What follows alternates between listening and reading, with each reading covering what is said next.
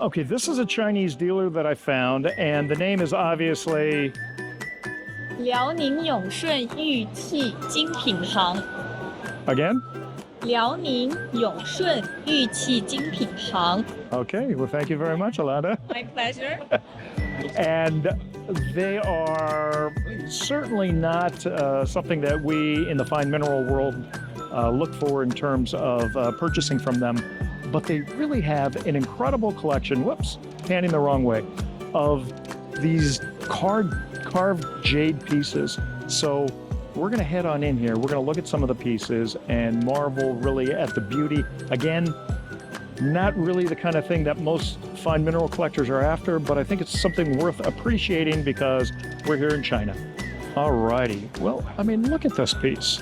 It is very, very large, but if you kind of just take some time to really appreciate the intricacies that have gone into carving this piece, it is quite remarkable.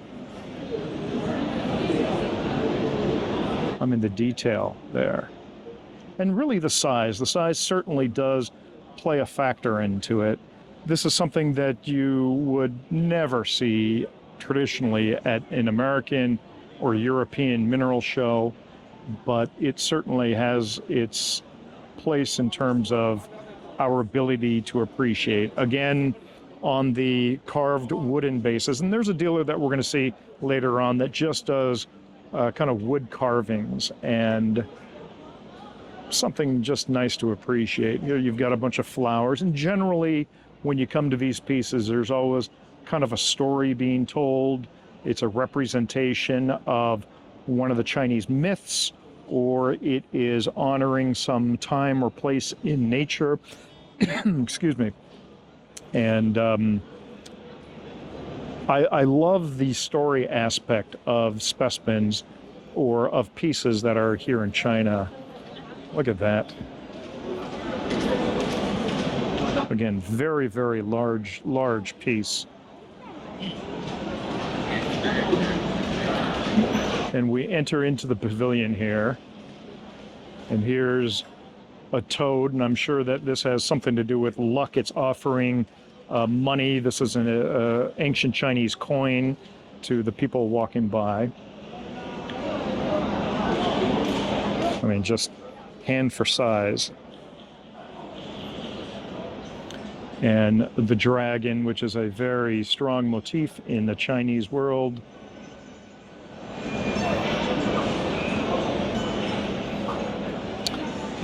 And you'll see this a lot. It's kind of a representation of scrolls. And we know that Nanjing is known for the literature here. It's been identified by UNESCO as kind of a home of literature. And so that might be part of the reason why you see things kind of in this scroll type motif with the jade landscape carving right here. Interesting to see things like you have polished sides here, except the waterfall is actually left unpolished, kind of it evokes that long exposure photography that softens moving water. So I think that's the same kind of effect that's here, where the unpolished waterfall is meant to evoke that same imagery, that same feeling here. Again, you have another papyrus-based story here. Same kind of thing that we're seeing where the flowing water, especially the waterfall, is unpolished to give it that kind of ephemeral feel, whereas everything else is polished. You have the monk crossing the bridge and the temples. Possibly he's going to the temple from the village. Here is another bridge motif, and again, Nanjing, when it comes to, and there's like a village or a temple up there. When it comes to bridges, you see that motif reflected a lot in Nanjing, primarily because of the Nanjing Yangtze Bridge, which is someplace that we're going to go visit. And that is a very, very significant part of the history of Nanjing.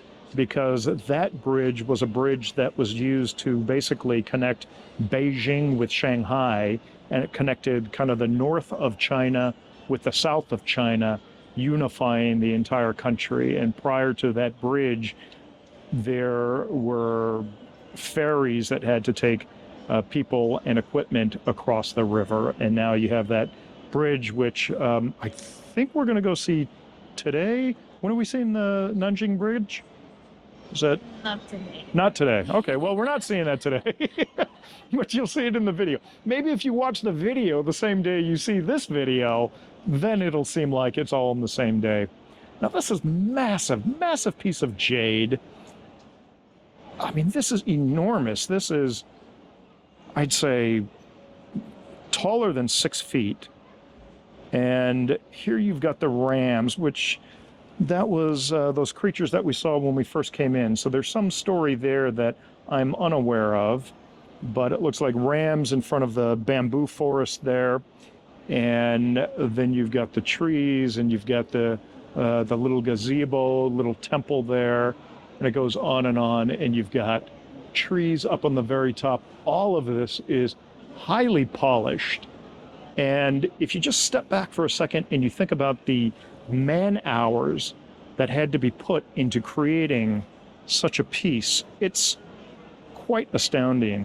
Alana, could you do me a favor and just stand in front of it for scale so that people can see? Yeah, look at that. We've got our Vanna White. But I mean, amazing piece.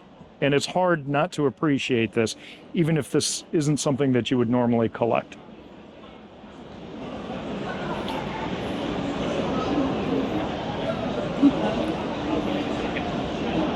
And it just goes on. And this is rather a small booth, and to look at the pieces that they have in here and the variety of things, it's just a fun thing. This is part of the thing that's exciting me a lot about being here in Nanjing.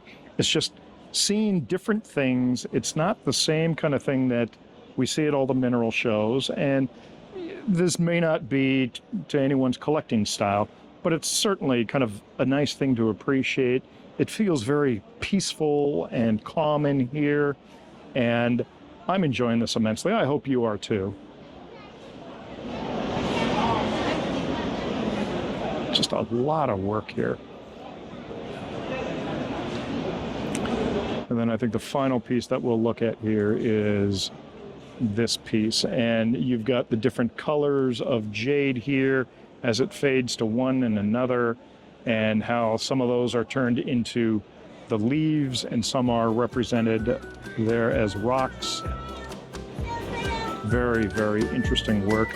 Great job.